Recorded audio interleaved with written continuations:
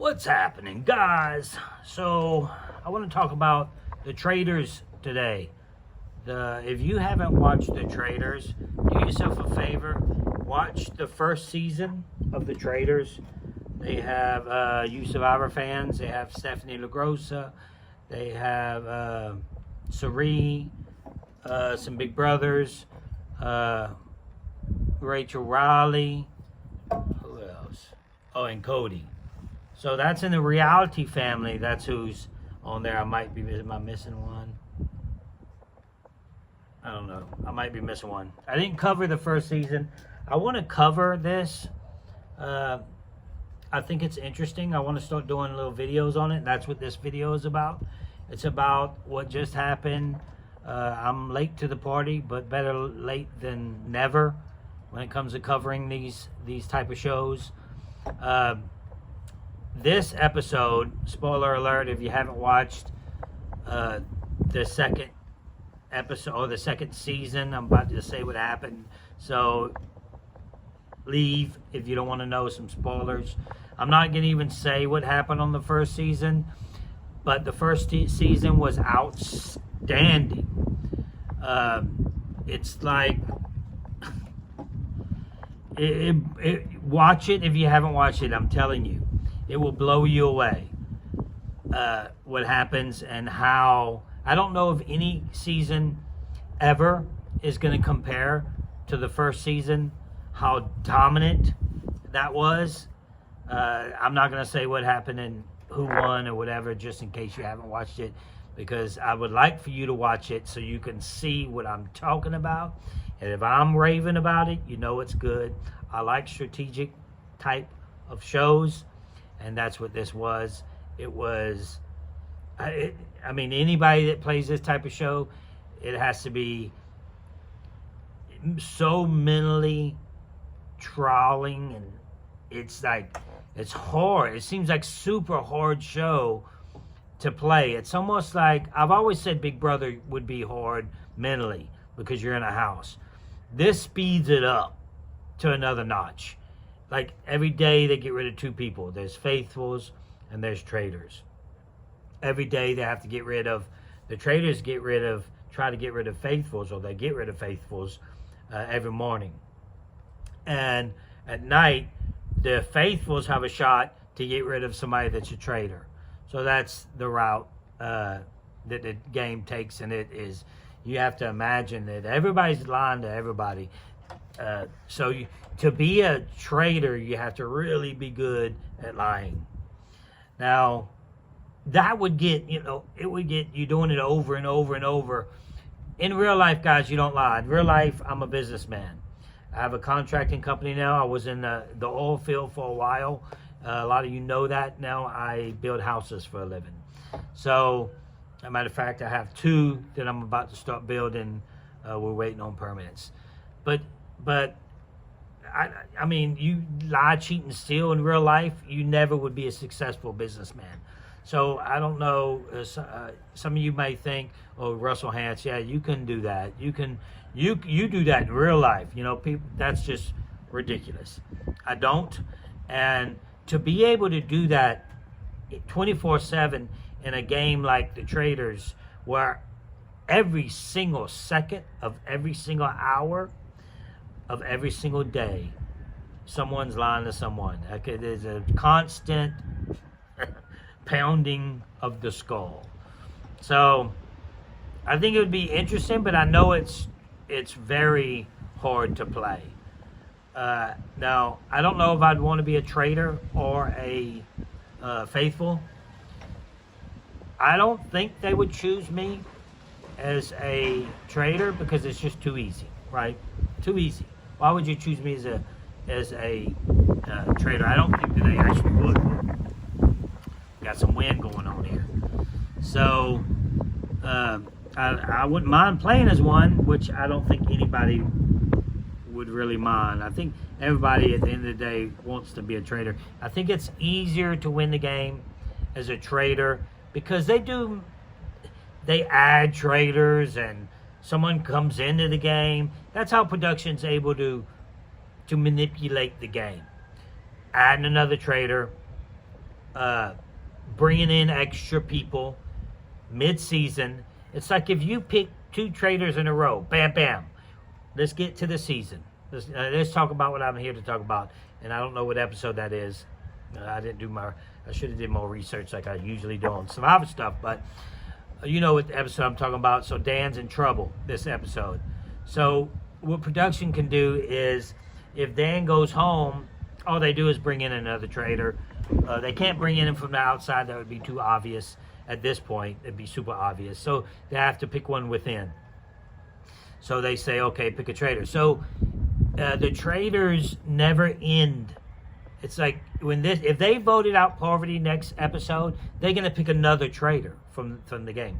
So it's very difficult, almost impossible, because you constantly have traitors, new traitors coming into the game. So someone you really trust all of a sudden could be a traitor. So in that aspect, I like to be a traitor because it's easier to win the game as a traitor. It's just, they need to figure out some different format. This format, it's almost unfair for the faithfuls, because every time you get somewhere, oh, we got it right, they put in another traitor. Oh, we got it right. I guarantee you, Poverty's probably going to go pretty soon. They'll put in another traitor. Then we'll have 3 traitors still, and you can vote it out 2. So that makes it 5 traitors in a game of 20. So you see what I'm saying? I guess it's 20 people. I'm not really clear on that, or I've never really counted. But let's talk about Dan's gameplay. He did terrible. This isn't Big Brother Dan. I know he did his research. There's plenty of research out there to watch on this show. There's other countries that do the show. The UK, I think. Australia, I think, does it. I mean, there's other countries that do it. I'm not sure. I think it's Australia and UK. But anyway, so there's research out there. Watch the first season. See what happens. I mean, if you're super quiet the entire time, then you're going to be a target. Dan plays Big Brother super quiet the first couple of weeks or whatever, right? Well, the first couple of weeks, the game's over. The game's over. It's over. Goodbye. You have to start playing day 1. The way I play Survivor, the way I played these games, was day 1 I was aggressive, super aggressive. But also you got to be careful with that, because you could be talking to a traitor. If I pinpoint a traitor, I won't say, hey, I think you're a traitor. Then your butt's on the line, especially if you say it in private. So I have a strategic plan if I did play the game, how I would play it, but I can't say it here because I'm sure they're going to be future traitors, and I don't want to give away my plans. I wouldn't have came here live and said, hey, I'm gonna look for idols without clues when I play Survivor. That's what I'm gonna do. I wouldn't have done that because it would have gave more people an idea of what actually to do. And I know there's some people that may play that watch this. I don't want to give them my plans, so I'm not going to do that. But there's things that I'm like, oh man, why ain't they did this yet? Just like I did Survivor. So Dan is not the type of player that's good for traitors. Cody is not the type of player that's good for traitors. They're very good for production to pick as traitors because they're quiet. Look who they've picked for traitors. Sari, quiet, strategic. Dan, quiet, strategic. Cody, quiet, strategic. Poverty, quiet. I'm surprised they didn't pick Sandra. But Sandra's not a good enough player strategically to be a traitor. No way she would last. I mean, she's doing, as long as it's not me still in this game, and just following everybody. Oh, we got one. That's what she said last time. We got one. You mean, what's his name? Peter. Peter got one. He was on his game. Peter is playing the type of game. He should be on a Survivor game. He is eating them up. Look at the 2 players that he's calling out. Dan and Poverty. Those 2 are considered the 2 of the greatest strategically to play the game. The difference is, again, the games that the games that Parvati played, the games that Dan play are long-term games. They both play a long-term game. Parvati does the same.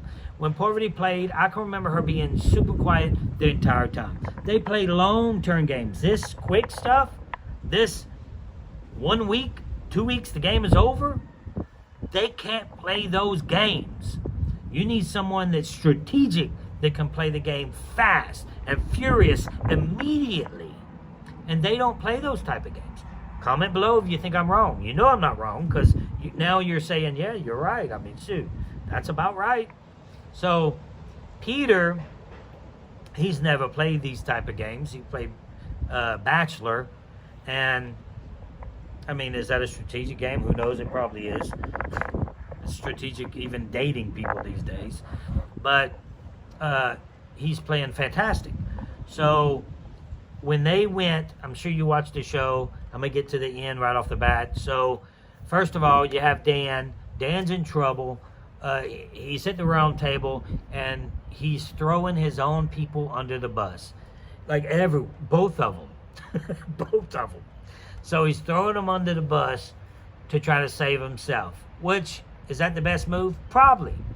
It's probably the best. It was his best move at the time. I agree with him making that decision. I know a lot of people don't like that he threw people under the bus. But I agree with him doing that because it was his best move. I'm sorry if the wind is loud. I'm under my porch, so I don't know why. Hopefully we get it.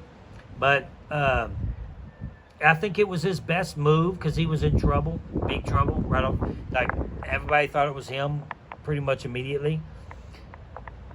So I don't hate on the move. I just hate on how he played the game, how he started it off. He started off just like Parvati started Survivor, just like Dan started Big Brother. They started off slow, and we went over that just now. So, and then now he wanted to, pick up the pace when it's a little too late. And Peter has his eye on everybody. They would have spoiled the game, dude. This game would be over. Season 2 is over if they don't put another person, another traitor in the mix. Before they said anything, I said they're going to put another traitor in the mix, and it's going to be Peter. Because Parvati, she's not stupid. Now she knows. I think she's catching up at this point and say, hey, he's after me. We have to pick Peter. I was like, please don't say who you're going to pick, because I want to go live and say Parvati is about to pick Peter. Because it's definitely her best move. Peter even knows it's best move. He's going to absolutely do it.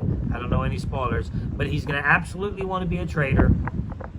Then what's going to happen? Now, Peter gets to manipulate his people he's with to save Parvati. How does Parvati save herself all the time? Aligning herself with strong dudes. That's it. So, it's very interesting. I thought when they got rid of Dan, they called out everybody. All the names are called out. All the traitors are called out in this episode. So it's like, okay, this game is over. But production's a little smarter than that. They ain't going to end the game that quick. So they're going to put someone in the mix that nobody thinks is a traitor. Just call them out. Peter has a strong shot of winning this game now. Because all he has to do is get rid of Parvati. Next, guess what they do? He's going to try to save her. But because he doesn't think like me, you get rid of her, then guess what they do next? They put in another traitor. So it's, if they get rid of Parvati and put in another traitor, it's like, come on, guys. Let the faithfuls have a shot at winning this. But they can't vote out all the faithfuls. You got 10 people left. They outed them all. I mean, vote out all the traitors. You can't do that because you out them all.